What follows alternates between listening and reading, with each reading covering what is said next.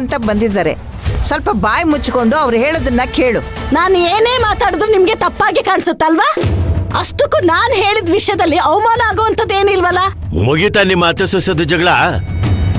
ನೋಡಪ್ಪ, ನಿನ್ನ ಕಾಲ್ಗುಣನೇ ಅಂಥದ್ದು. ನಮ್ಮನೆಯಲ್ಲಿ ನೀನು ಬಂದ ತಕ್ಷಣ ಜಗಳ ಆಗಕ್ ಶುರುವಾಗ್ಬಿಡುತ್ತೆ. ನೀನ್ ಅದೇನು ಹೇಳ್ಬೇಕು ಅಂತ ಬಂದಿದೀಯೋ ಅದನ್ನ ಬೇಗ ಹೇಳ್ಬಿಟ್ಟು ಹೊರಡು. ತಾತ, ಈಗ ಗಲಾಟೆ ಆಗ್ತಿರೋದು ಅವ್ರು ಬಂದಿರೋದ್ರಿಂದಲ್ಲ, ನೀನ್ ಹೀಗೆ ತೀವ್ದು ಮಾತಾಡ್ತಿರೋದ್ರಿಂದ. ಸ್ವಲ್ಪ ಹೊತ್ತು ನೀವು ಸುಮ್ಮನೆ ಇದ್ರೆ ಎಲ್ಲ ಸರಿ ಹೋಗುತ್ತೆ. ಸೂರ್ಯ, ಸುರಭಿ, ಕುಡಿಯೋದಕ್ಕೆ ಏನ್ ತಂದ್ಕೊಡ್ಲಿ? ಮಜ್ಜಿಗೆ ತಂದ್ಕೊಡ್ಲಾ? ಜ್ಯೂಸ್ ತಂದ್ಕೊಡ್ಲಾ?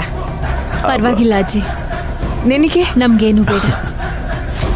ನಾವು ಬಂದಿರೋ ಉದ್ದೇಶ ಏನು ಅಂತಂದರೆ, ಮುಂದಿನ ತಿಂಗಳು ನಮ್ಮ ಅಜ್ಜಿ ಅಂತಂದರೆ ನಿಮ್ಮ ತಂಗಿಗೆ 70 ವರ್ಷ ತುಂಬ್ತಾ ಇದೆ.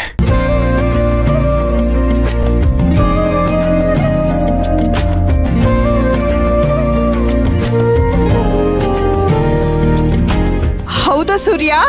ಲಲಿತನಿಗೆ ಆಗ್ಲೇ 70 ಆಗೋಯ್ತಾ? ಅಷ್ಟೇ ಅಲ್ಲ, ಅವರು ಮದುವೆ ಆಗಿ 51 ವರ್ಷ ಆಗ್ತಾ ಇದೆ. ಹೋದ ವರ್ಷ ಊರ್ ಗಲಾಟೆ, ಮನೆ ಗಲಾಟೆಯಿಂದಾಗಿ ಅವರ 50ನೇ ವರ್ಷದ ಮದುವೆ ವಾರ್ಷಿಕೋತ್ಸವನ ಅಷ್ಟೊಂದು ವಿಜೃಂಭಣೆಯಿಂದ ಮಾಡೋಕ್ಕಾಗಿರಲಿಲ್ಲ.